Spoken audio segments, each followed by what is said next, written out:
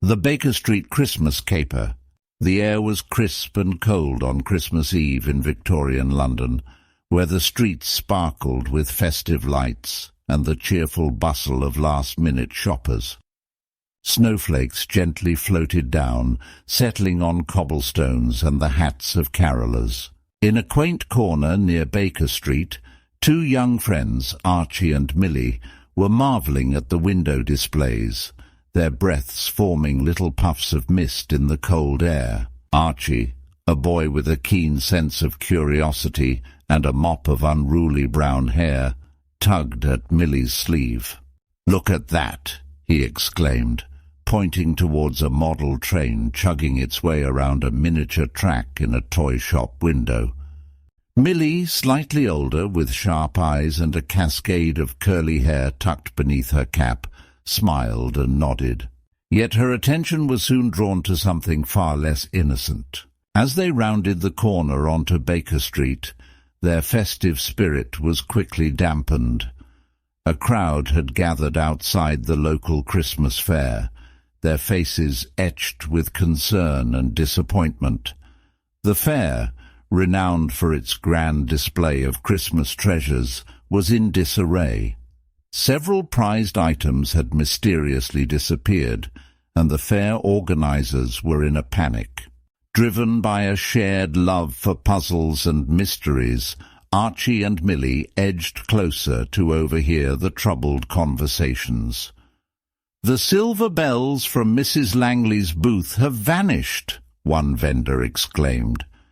"And the hand-carved nutcrackers from Mr. Brown's stall are gone too," added another. The pair exchanged a glance, a silent agreement passing between them. This was a mystery begging to be solved, and who better to assist them than the famed detective who lived just up the street, Detective Holmes. With determined steps, they approached the residence of Detective Holmes. The door to 221B Baker Street opened to reveal the detective himself, a tall figure silhouetted against the warm light of his study. Holmes, with his sharp eyes and contemplative expression, listened intently as Archie and Millie presented their case. The detective's face lit up with a mix of amusement and intrigue.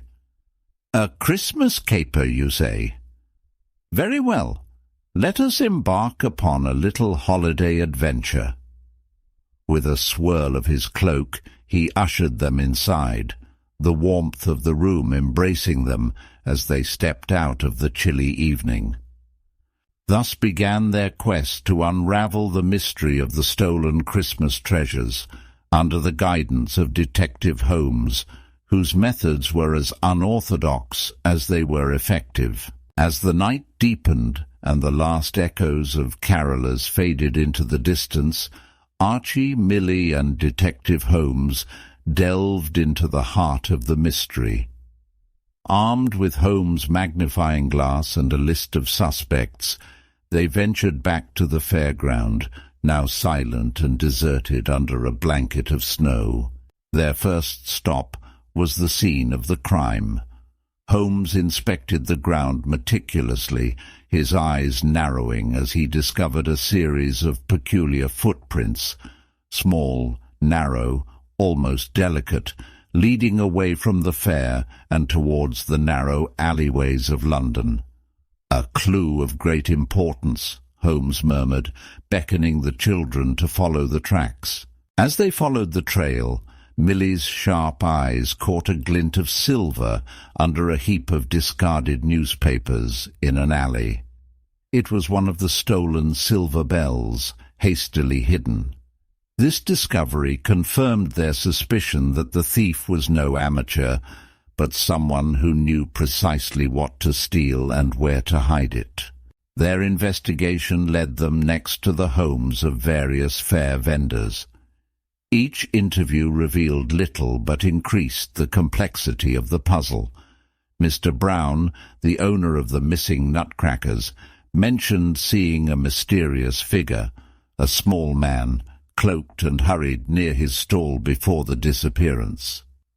Holmes, piecing together the clues, theorized that their suspect might be using the fair's distractions to their advantage, possibly someone familiar with sleight of hand or illusions.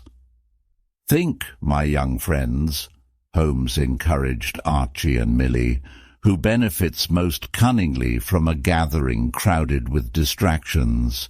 This question lingered in the air as they decided to visit the local magician, known for his performances at the fair. The magician, a wiry man with a quick smile, welcomed them into his home, which was filled with mirrors, cards, and exotic birds. However, as they conversed, Archie noticed a pile of wooden shavings on the floor, similar to those that would come from carving wood, like the nutcrackers. Challenged by Holmes, the magician's demeanor shifted. His eyes darted nervously to a locked cabinet in the corner of the room. With Holmes' gentle but firm persuasion, the magician opened the cabinet, revealing not only the rest of the stolen items, but also tools and plans indicating his next targets. The trio confronted the magician, who confessed to the thefts.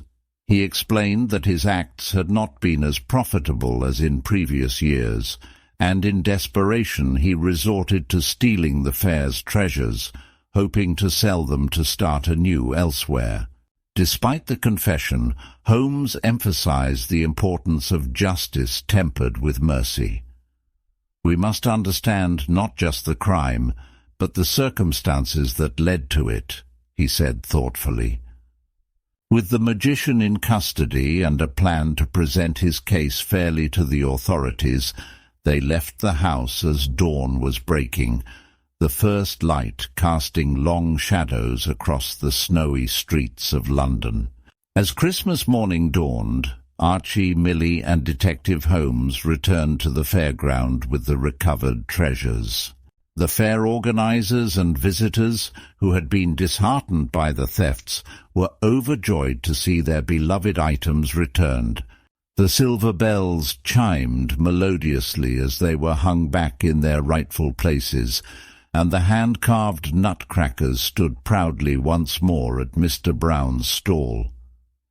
Holmes took this opportunity to address the gathered crowd, explaining how vital their community spirit and vigilance had been in solving the case. He praised Archie and Millie for their bravery and sharp wits, encouraging all present to nurture such traits in their young ones.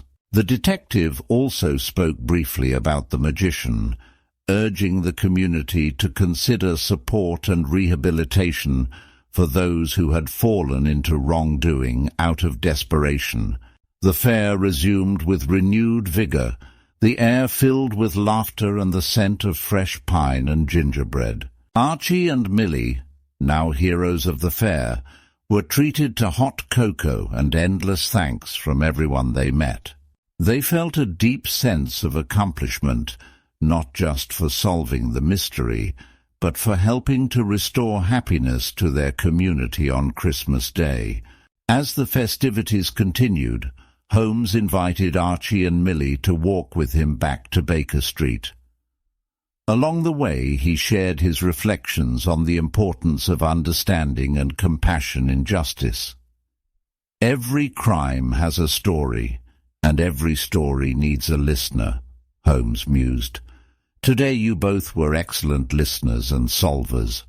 Back at Holmes's residence, warmed by the crackling fire, Holmes presented each of the children with a small gift, a magnifying glass for Archie and a notebook for Millie. "For your next adventures," he smiled. They promised to visit Holmes again soon, their minds already racing with the possibilities of future mysteries. As they stepped out into the snowy street, the bells from the nearby church began to ring, heralding the true spirit of Christmas, peace, joy, and goodwill to all. Archie and Millie waved goodbye to Holmes, their hearts full, knowing this Christmas would be one they would never forget.